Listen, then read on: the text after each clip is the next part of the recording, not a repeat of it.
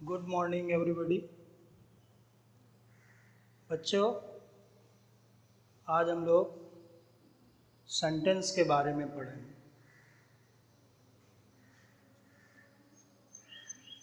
Sentence के बारे में आप जानते हैं, डेफिनेशन इसकी अगर नहीं जानते हैं तो इस तरह है, a group of words, a group of words which makes a group of words which makes complete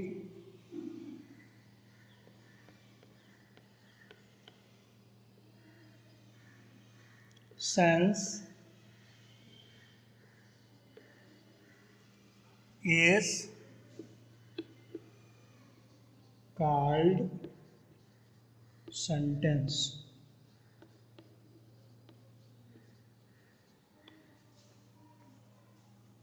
फिर से देखिए बच्चों, अ ग्रुप ऑफ वर्ड्स, शब्दों का एक समूह, विच मेक्स जो बनाता है, कंप्लीट पूरा सेंस अर्थ,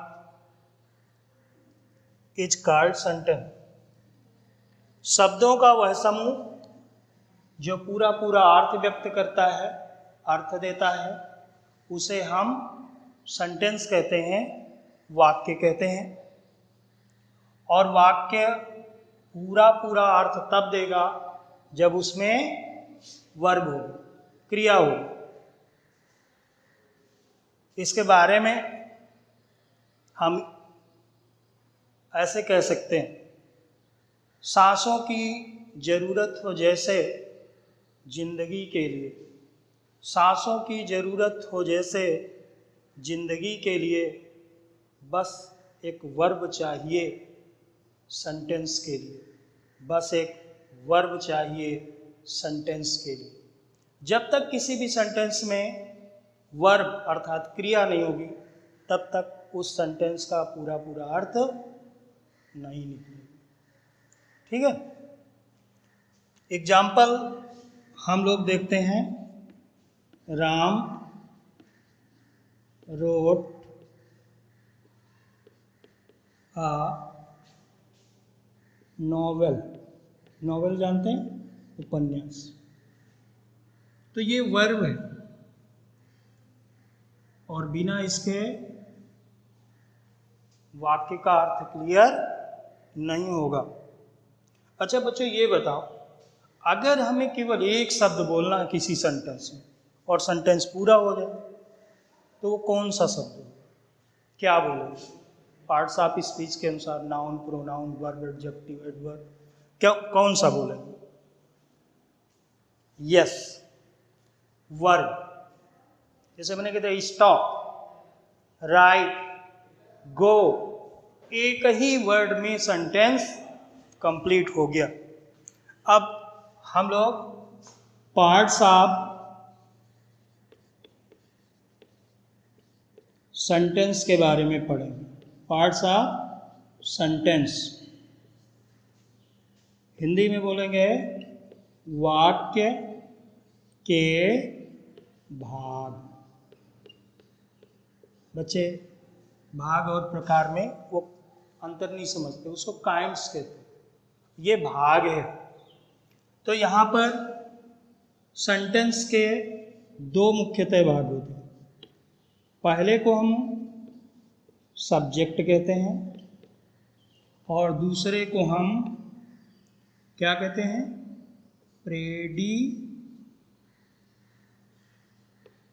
प्रेडिकेट। क्या बोलते हैं? प्रेडिकेट।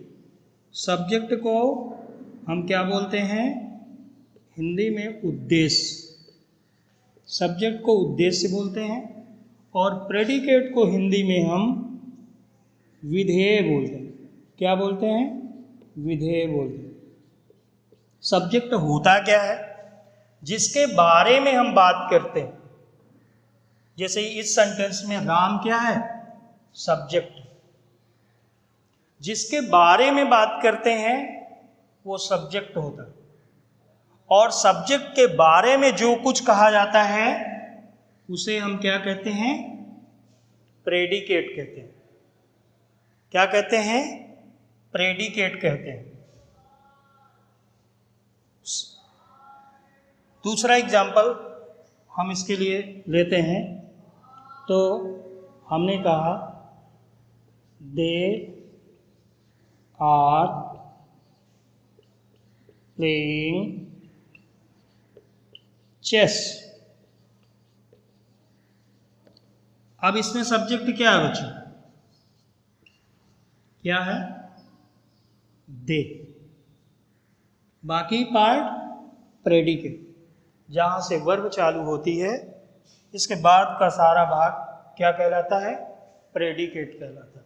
एक बार फिर देखिए, जिसके बारे में बात करते हैं उसे सब्जेक्ट कहते हैं, और सब्जेक्ट के बारे में जो कुछ बात करते हैं, जो कुछ कहा जाता है उसे क्या कहते हैं?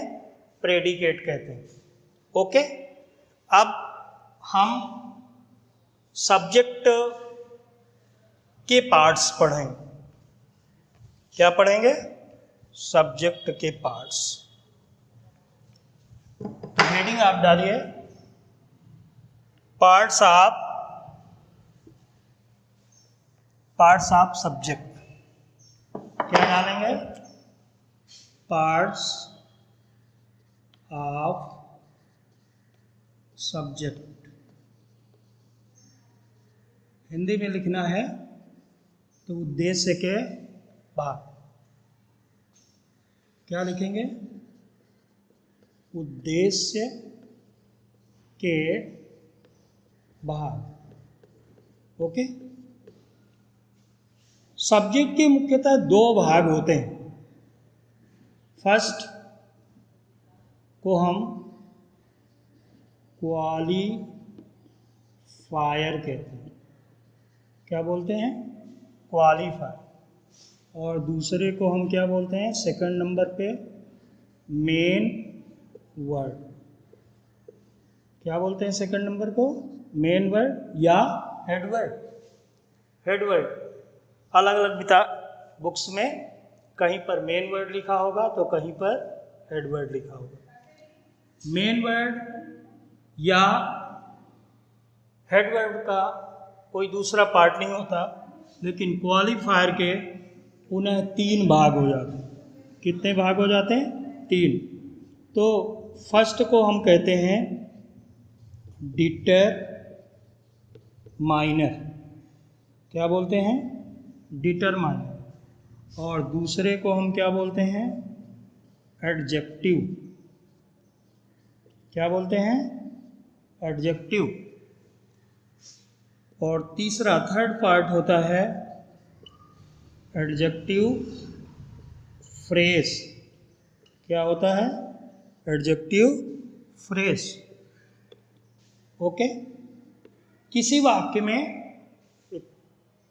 कैसे लिखे जाते हैं ये, इनका क्रम क्या होता है, सीरियल क्या होता है इनका, तो इसके लिए हमेशा ध्यान रखिए, अगर किसी भी वाक्य में मेन वर्ड से पहले 2 शब्द आते हैं तो पहला डिटरमाइनर, दूसरा एडजेक्टिव,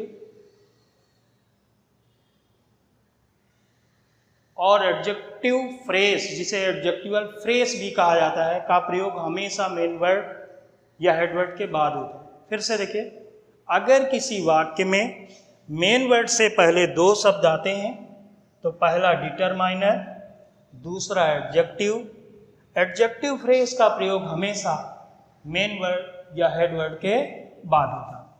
ऐसे कुछ डाउट्स हम एग्जाम्पल लेते हैं, और जब एग्जाम्पल लेंगे तो आपको समझ में आएगा। ठीक है ना? एग्जाम्पल यहाँ पे लिखते हैं और फिर साइड में हम करके आपको बताते हैं एक एक बार। जैसे लिखा, the green mangoes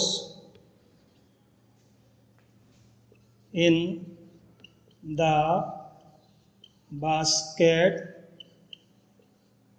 are sour, sour माने खट्टे।